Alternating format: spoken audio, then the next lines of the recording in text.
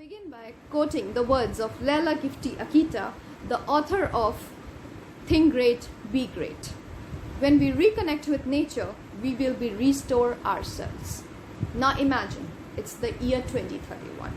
Oxygen masks have become a mandatory part of our lives. You look out of the window, the sun is blazing at its full capacity. It is unbearably hot. You turn on the television, there is visible panic among people. The glaciers are melting, the sea level is rising, there is flood everywhere and no food. The world is coming to an end soon. Scary, right? Now I'll tell you something. If we don't work towards ecosystem restoration now, the world would actually come to an end soon. Hello, this is Shivja Jha, MBBS first year student from BPKIHS, and here I am to enlighten you and myself about ecosystem restoration. Now, what exactly is ecosystem restoration? Going by the definition, it is reversing the damage that has been caused to places like landscapes, lakes, and oceans and bringing them back to its functional capacity. Now I'll explain you in simple words. Man, since the dawn of time, has this urge to make his life more and more comfortable. In doing so, it kept on building roads, industries, houses, discharging pollutants into water bodies, causing deforestation and whatnot. In doing so, it destroyed nature in every possible way. Now, the mistake was done. So how can we rectify it? Well, let me tell you something. Nature is way more mightier than what it seems under its calm attire. It can heal itself. Then what is our role? Our role is to stop the further destruction, to give it time to heal and to aid it in healing. Now before we start with ecosystem restoration, I'll give you a brief about what are the causes of ecological damage. Of course, the first and the foremost cause is us, the humans. We have destroyed it by our criminal overuse of the natural resources. According to a survey that has been conducted by Forbes 2020, ecological damage is happening at an alarming rate.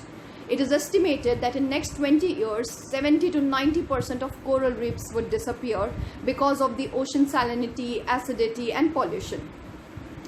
Now, what is the impact? The impact is on large scale. The flooding, the natural disasters, climate change, habitat destruction, and whatnot. Ecosystem restoration aims to recreate, initiate, or accelerate the process of recovery of the ecosystem that has been previously disturbed. Now, it is not as easy as it seems. It has various steps to it. It requires time and patience. So the first step is assessing the place that needs to be ecologically restored. Then forming the goal as to what can cause the ecological restoration at this place.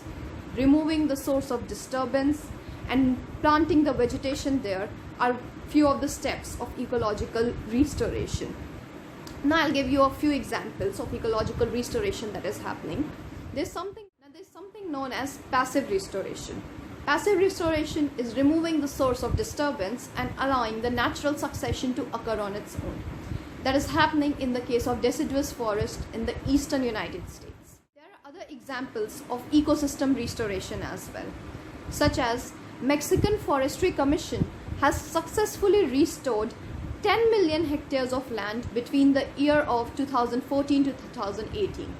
The other examples are Great Green Wall, Peruvian Amazon, and Pakistan Tsunami Project. So my point is that whatever I just said right now is something that we all know, that has been taught to us in our environmental science classes. The question is, what are we actually doing with this knowledge? Wouldn't it be a shame if the younger generation would just sit at home and enjoy his life instead of going out there and working to ecologically restore the environment after having all this knowledge? Of course, it is. So I know you are not going to remember all the points that I just said right now. The take-home message is to go out there and do the tiniest bit that we can to make this earth more sustainable for us and our future generations. Thank you so much.